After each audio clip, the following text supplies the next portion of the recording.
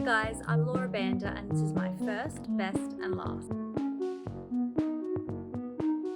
The first outfit that I ever really loved was a matching set that my mum let me wear to my my 7th birthday party at McDonald's.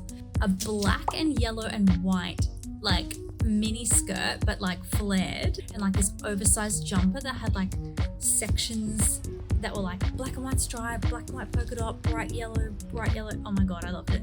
And she also made me a matching scrunchie. I remember it was like good quality. I remember thinking, this is the shit. What I got to wear on my wedding day, which was a Matuszewski gown, as the fashion girls say, paired back with a pair of Sophia Webster heels, Swarovski crystals on the heel, and I wore them once and then got trashed. So that was the best thing I've ever worn. We don't need continuity in this video. Actually, I'm going to say the outfit I wore to my friend Kylie's 40th. I wore red high-waisted pants with a red mesh long sleeve shirt, and I looked so me. Like, that's the one thing I love. I love wearing clothes that make me feel like I'm being myself.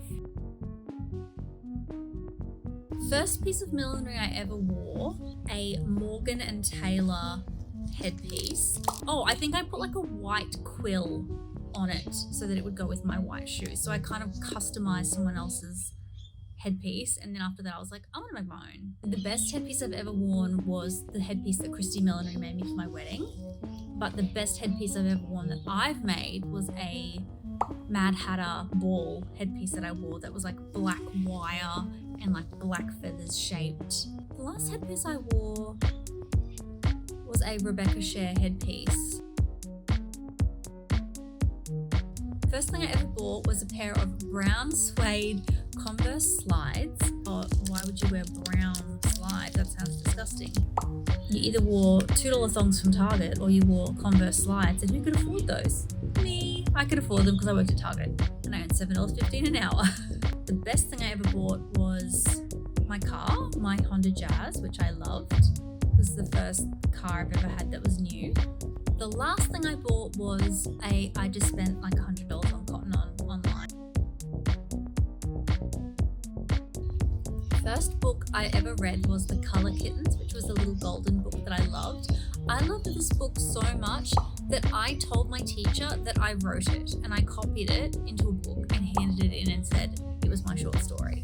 And I was like in grade 3. It's a little golden book. There's so much noise.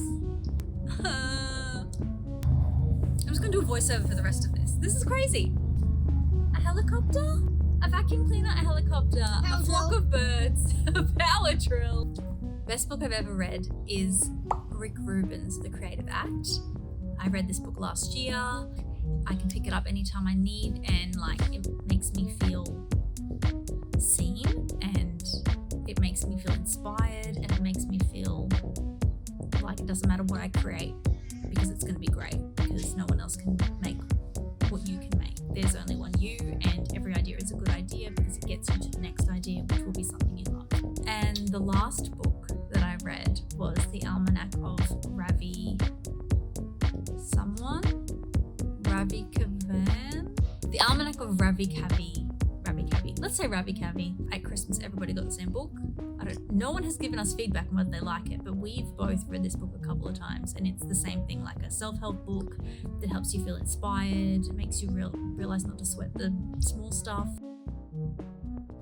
That was my first, best and last. Thanks for watching. Subscribe below. Is my face taking up the whole thing? Mm-hmm. But now.